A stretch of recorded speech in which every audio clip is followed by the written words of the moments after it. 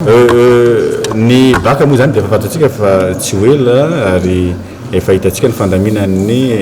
ministèrany zay tompona andraikitra mivatana amin'izay fa nisy fangatahana fiara-miasa ary ny gouvernement moa dia ray ihany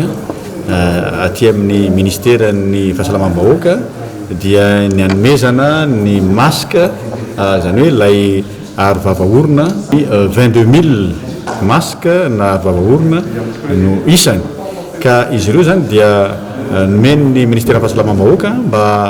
anampiana an'ireo azo lazaina hoe ireo mpiandry salle angamba fiteny an'izany ireo surveillant ny salle mandritra ny fanadinana ka dia zay mampatonga hoe ny ady moa iraisana